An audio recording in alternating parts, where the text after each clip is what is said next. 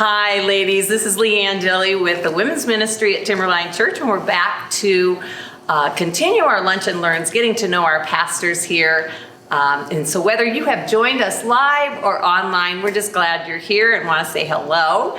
And today we are with Pastor Dick Foth, who is our on the teaching team, the extended teaching team here at Timberline. He's also a mentor pastor and a guest speaker for us often. So welcome and thank you.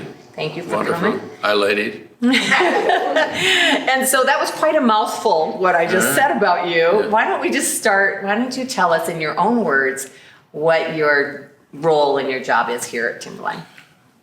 Well, let me just step back a bit and say, back in the mid-2000s, 2005 or 6, I came to speak at a conference in Salt Lake City. And Pastor Derry and the team were there at the conference. And I'd known Derry because years before I'd spoken at his ordination service.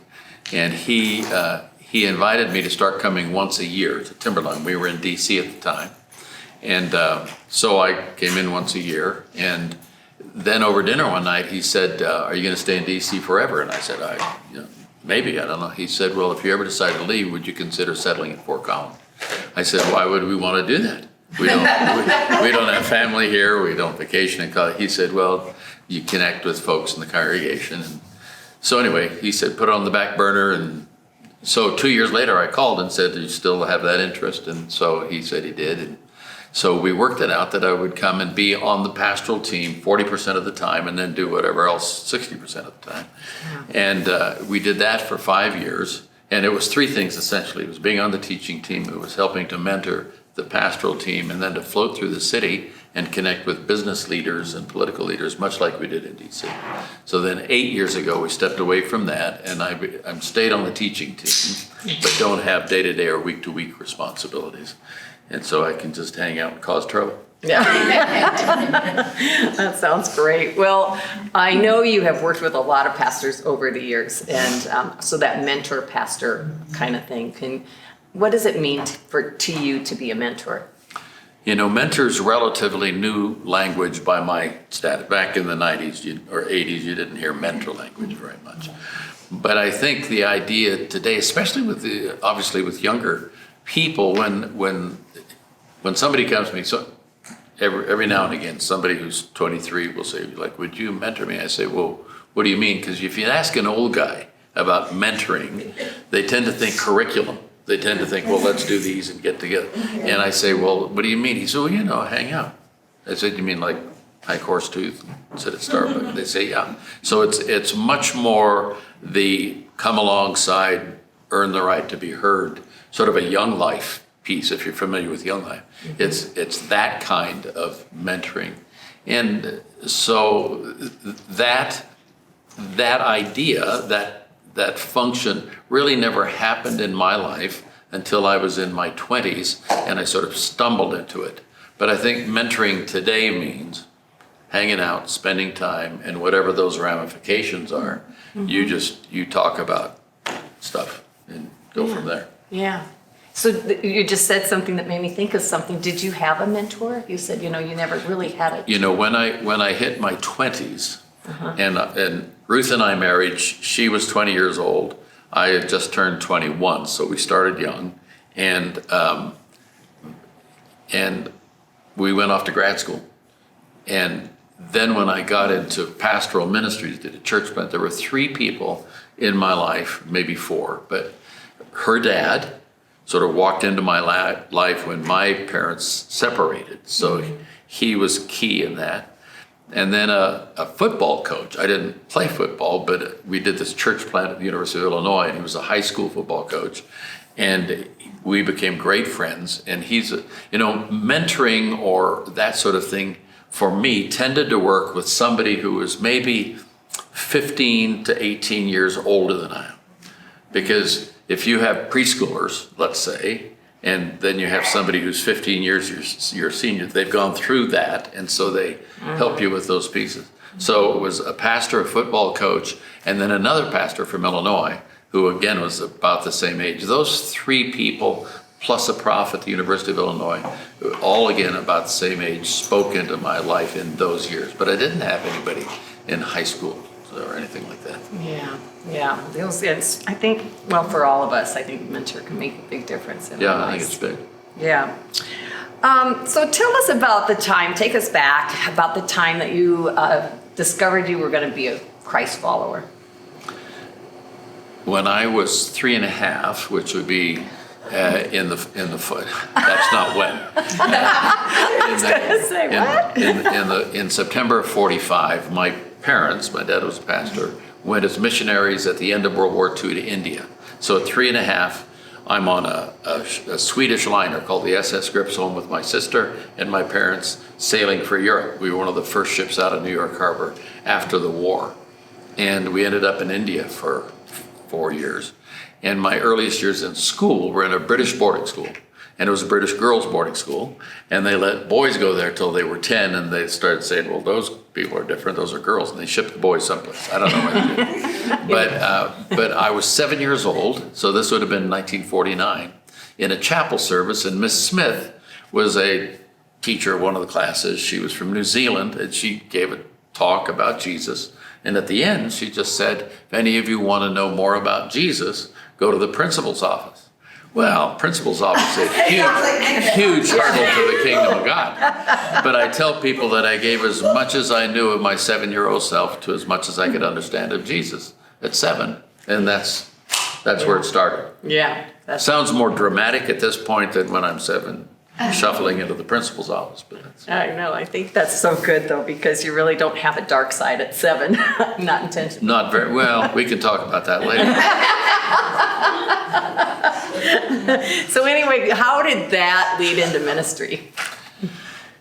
You know, we came back to the States, and I ended up growing up in Oakland, California.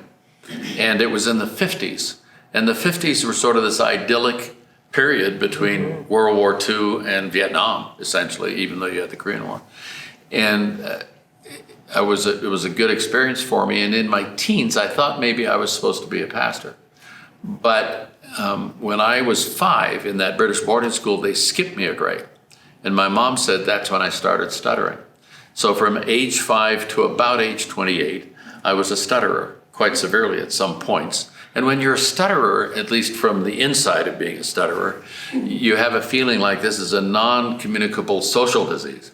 And people keep looking you in the mouth. They think you're stupid. Or that's the feeling you have. And when I went to speech therapy, they said, you know, your problem is you think in paragraphs and you're trying to speak in sentences and you can't get it out. Mm-hmm. And that's how I got into joke telling and drama, because I could know the words that were coming and I could act them out. And so looking back on that, anyway, that was an inhibitor to being a pastor. So I said, well, if I can't talk, I can't do that pastor thing. So I'll be a doctor.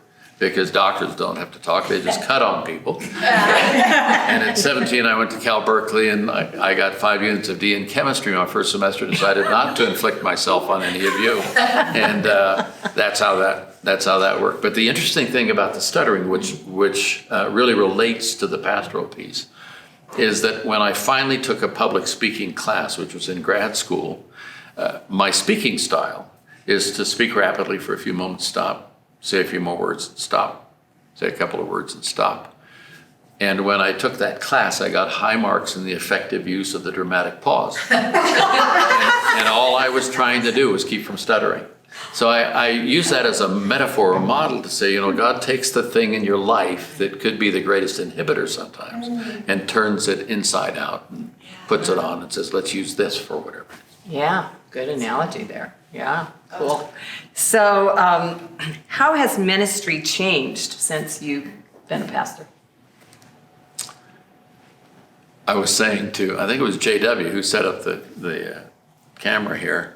I was saying to him or somebody else the other day, maybe it was even you, Leanne, it was you, that you know, I used to be able to just stand up and talk. And now it's a production. Now you've got, and with multiple services, it's a timed deal. So you have whatever it is, 29 minutes to say whatever it is you're going to say, which is not bad because most people check out at 12 or 20. So 29, you gotta get it right. But I think the whole world, the whole cyber world, changes how at least teaching ministry has worked. I think what we call ministry or serving, I don't think that's changed. I think we all have needs. I think we all need somebody in our space, sometimes in our face. We need touch. We need a listening ear. All of those things haven't changed at all. That's why COVID was so hard, is that the personalization, the personal piece that we count on for so many things really was taken away. And creatively, you could still get the information out from a teaching perspective. But the fact is that ministry, or pastoring, whatever you want to call it, it is this much teaching. It's this much hanging out. When Ruth and I went to D.C., we drove back through the town where we did a church plant in 1966. We were at the University of Illinois in Champaign-Urbana. It's corn and soybean country, 130 miles south of Chicago. And we were young. We were 24 years old when that started. And so when you're young, you tend to appeal to people, these are the stats, on 10 years either side of your age, okay?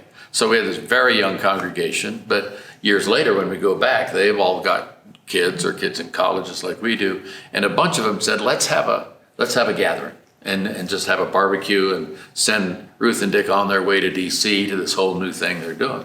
So at the end of the barbecue, the facilitator said, why don't we just go around the circle and just tell Dick and Ruth what happened in your life and things that happened and just bless them, just affirm them.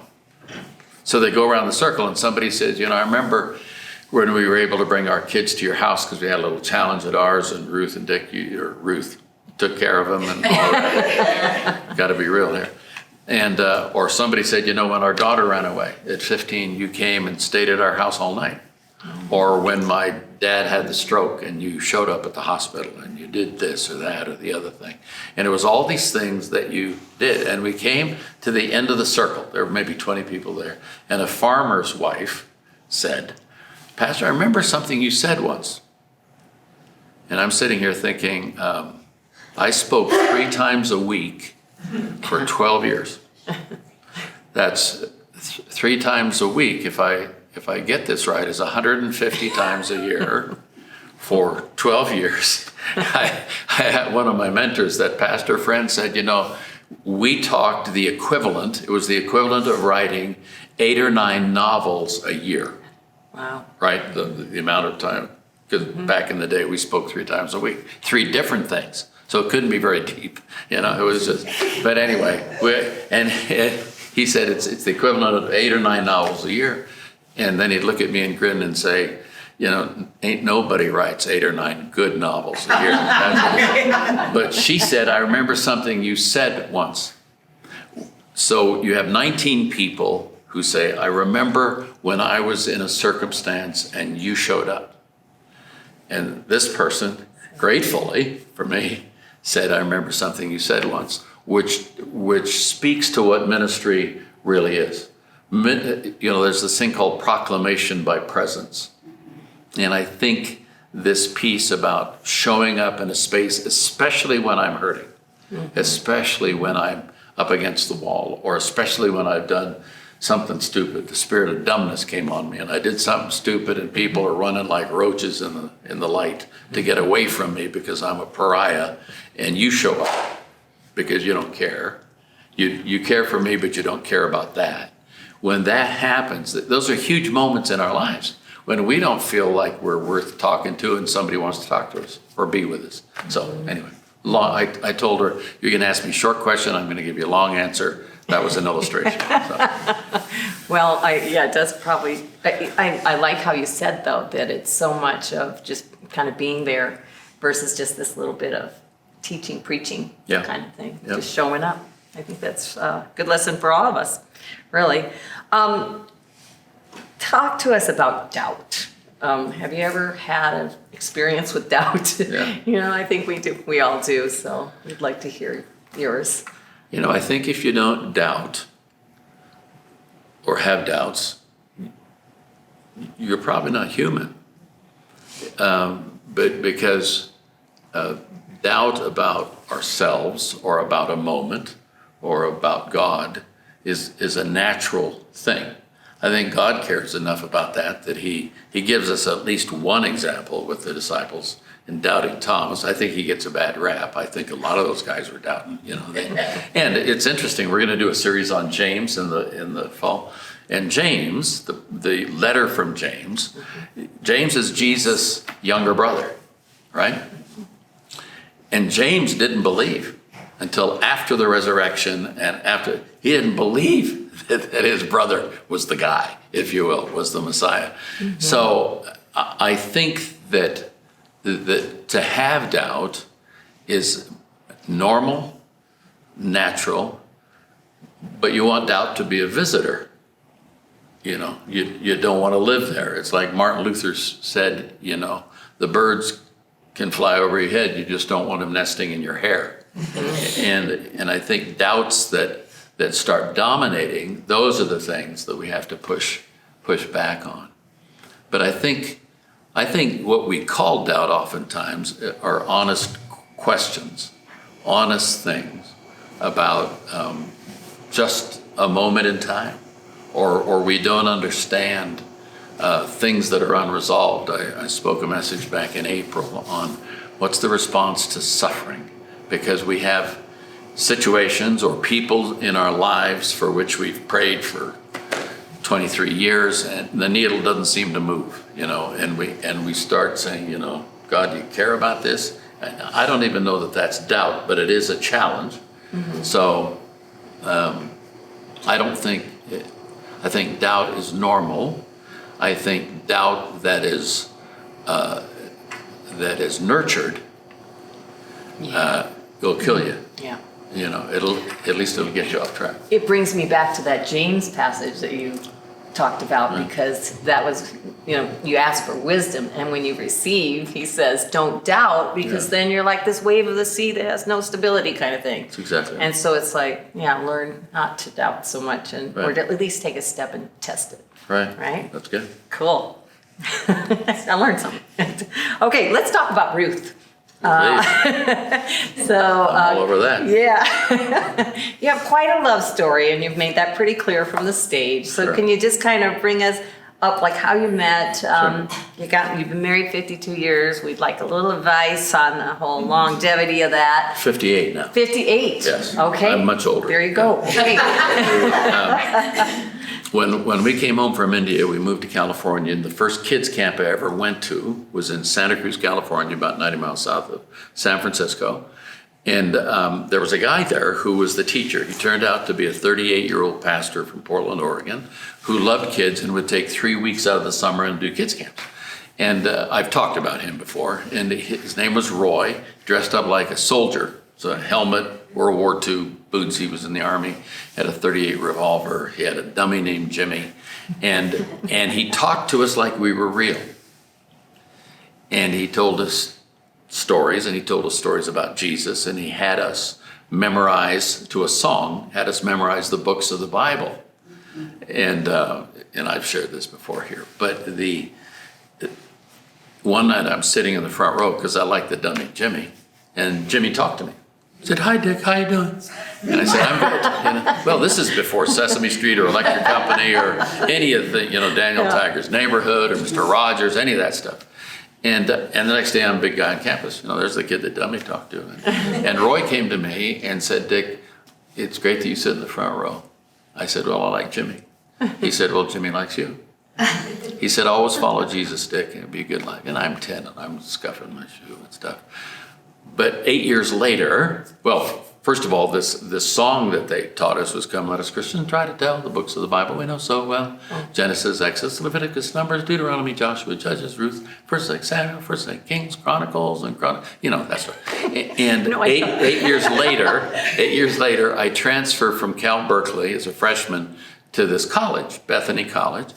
It's a Bible college where they train ministers and teachers and music folks, and they have a Bible test. And part of it is how many books of the Bible can you, and all around the room you could hear kids going, So his impact on 10-year-olds shows up 8 years later, and when I walked onto that campus, I met a 5'7", sandy-haired, green-eyed girl by the name of Ruth that turned out to be Roy's eldest daughter. What? I thought he just had Jimmy. I had no idea. And so we then began to date, and she's very quiet.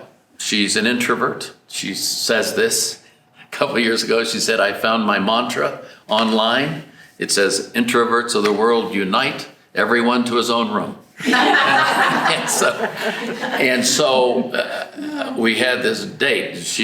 I won't go into all that, but I took it. She said I took her on, or maybe I told her I took her on as a challenge to see if I could make her talk. Oh.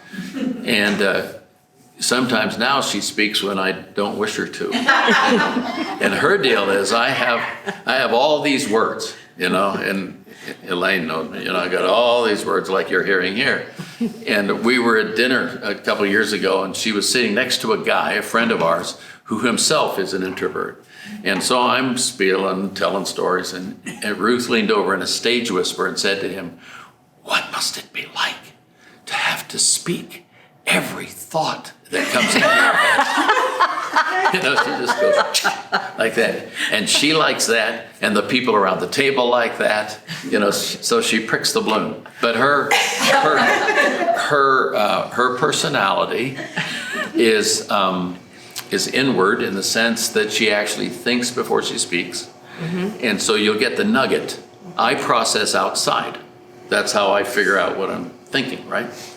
And she had to learn that the first thing I said was not ultimately what I was thinking. I was trying to figure out what I was thinking. Mm-hmm. Or we'd be driving along, going out through Nevada someplace on a cross-country trip, counting how many jackrabbits we hit and all this, and I'd ask her a question, and it was dead silent.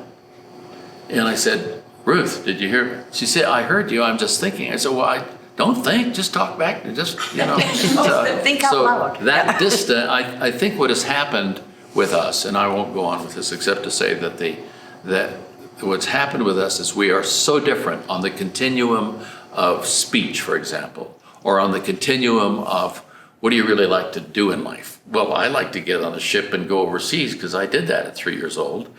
And she wants to be in the peach orchard where she was brought up in Modesto, California. And so her focus on family and connections there is very tight. And she, over the years, has sucked me into that in a good way. Mm-hmm. And I've nudged it a little bit for her to get on a ship and go overseas. But I think I would put it this way. Her focus is on investment close in with kids, family, garden, quilting. She's at home working on a quilt right now. And mine is a broader, more shallow world. It doesn't make it bad, it's just broader. And that doesn't make it, but for a long time, I struggled with that. And so she helped me out along the way, and I'll tell you just one quick story. We have this, I'm 36 years old, brand new college president, small college, big financial challenges. I walk into the house, we have 4 kids under the age of 12, and there are toys on the front room floor. I've been dealing with messes all day. I walk in, I say, "Ruth, how come there are always, keyword always, toys on the front room floor?" And she just looked at me and looked at the kids and smiled and said, "Kids, better get the toys picked up. The president's home." Now, see, some people would see that as sarcasm. I chose to see it over time as Jehovah's nudge.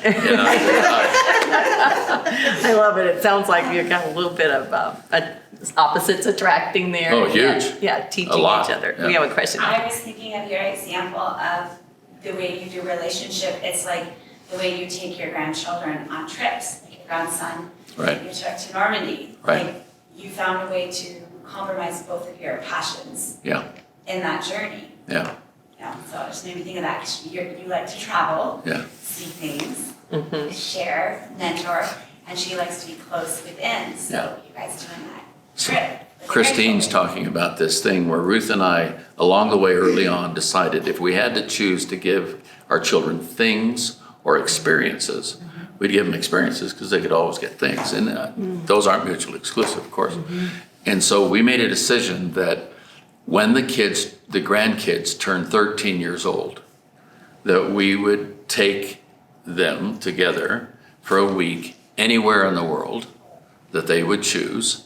And we told our kids, you know, that retirement money, that stuff that if we kick off, you get that, and we're going to use that to take your kids somewhere in the world.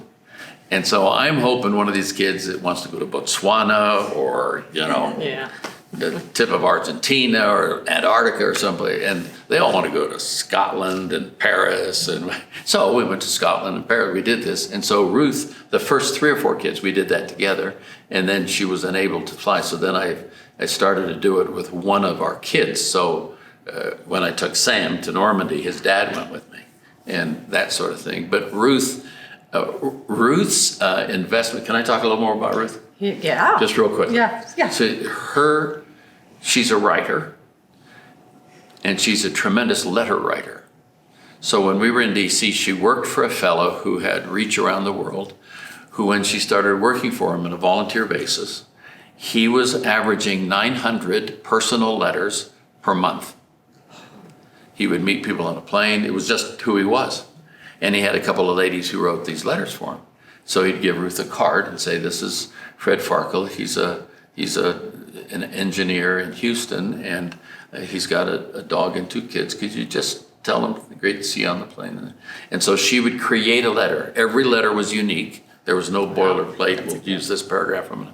And her role was to do that. He would sign it. She'd put a little insert of something from Mother Teresa or scriptures or something. And then her role was to take those and pray over them and send them off. So in the course of about 14 years, she probably wrote, I'm guessing, she doesn't like me to say this, but she's not here, probably 120,000 letters. Wow. Around the world. That's a gift To right all there. all the living U.S. presidents. One day she called and said, Sandra Day O'Connor is one person I'm writing today on the Supreme Court, and this fellow named Yasser Arafat. She said, isn't that Palestinian guy? I said, yeah. She said, what do I say? I said, well, tell him to shave his beard and get a new hat. No, she didn't say that. I said that. She didn't say that. But the upshot was now every Sunday night there are 8 ladies who are older, who are shut in, that she's known over the years, and she writes them a letter every Sunday night. Wow. And she writes the grandkids a letter every month. And she just puts little jokes she gets off the internet, corny jokes, and some little thought. She doesn't preach at them or anything. And then she says something about each of the grandkids, so they have to reach out to each other to find out, because she'll make it a quiz, you know, who won their basketball game or who. And then she puts a $5 bill in, so they'll open, and that's how that works. So that's who she is. Yeah, among other things. She's an interesting person. Oh, and Those she are also good grandma does. tips. I know you want to get another question, but I want to keep talking about it. And years ago, she decided that she would start a journal when every grandchild was born. And so she has now done 7 journals for 18 years that when she's with them, she'll record what she did, and she'll have art and pictures and stuff. Mm-hmm. And so when they graduate high school, every one of the grandchildren gets that book created on blurb. They get a hardcover. Her parents get a soft cover. We keep a soft cover. And it's just, you know, that would make me crazy. What she's doing would make me crazy for a very simple reason. I don't have the discipline. And she does. So cool. Okay. Okay, we're going to run a little We long gotta because hurry. we do Sorry. have a couple questions we really want to ask. So Yeah. you alluded to the fact you've already traveled all over Sure. the world, spoken to many different diverse kind of groups and things. Can you tell us about any event or maybe just a person through all those experiences that really is stands out in your mind? I think there were two. There's lots more than that. But some years ago, we went with some folks from D.C. to India to do some things with members of parliament. And I was with a doctor friend from Annapolis, OBGYN. And we went early in the morning in Calcutta to the Sisters of Charity. Some of you know the name Mother Teresa. And so it was where she started her thing. And she's heart trouble. She's old at this time.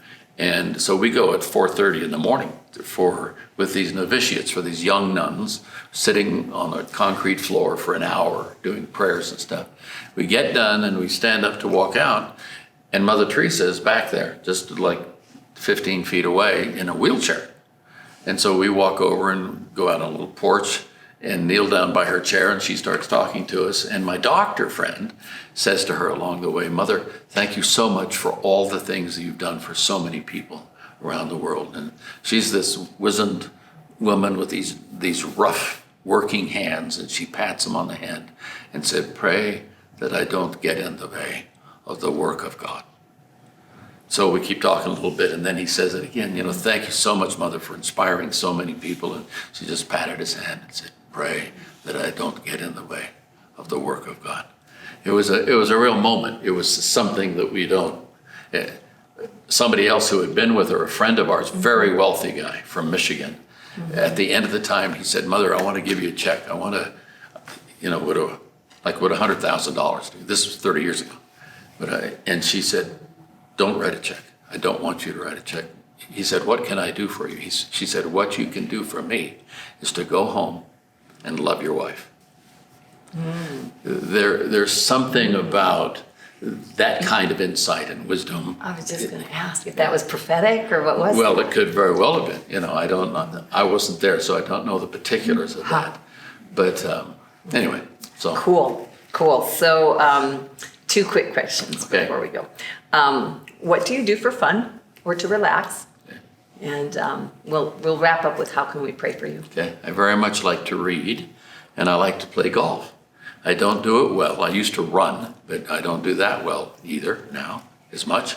I walk, but I like to play golf, and I tell people my swing thought. If any of you are golfers out there, my swing thought on driving the ball is kill that sucker, and that is not a good swing thought. That's not how you do it. But there's something about golf that's a metaphor for life, because you get 18 shots at it. You get to start over 18 times, and you say, "Well, this is going to be better." And that's why a golf course has to be lovely, because you're not. And because you get so like that. So anyway. My husband always says golf is a good walk spoiled. Yeah, that's exactly or somebody, right. Yeah, somebody else said that for him. But how can we pray for you? I think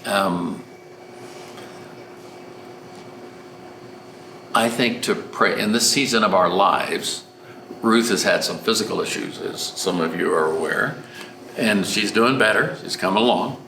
But I think for this season in our lives, we want to make sure that we invest whatever years we have, whether it's 10 or 20, whatever it is, that we invest it both carefully and generously, however that looks or however that works. Mm-hmm. So I think we have come to the place where we cherish every day, simply because there have been a couple of times when it came close to her moving on, and she told me a couple of years ago, she said, I don't know if I want to go to heaven if you're not there, Dick. And I said, well, where am I going to be? And I just threw that in for free. So we always have this chat about who's going first, and she says, well, if you go first, who's going to care for me? And I say, if you go first, I don't know anything about the finances. She's done our finances. I'll go broke in the first 4 weeks, and no. Yeah. But I think just that our how we understand the time and our investment in it is focused and good. Okay. Okay. And we're going to do that. But right now we're going to say goodbye to our online friends. And thank you for joining us. Thank you for being here. Bye-bye. And We'll see you next time when we are with Pastor Donnie Abbott in September. Cool.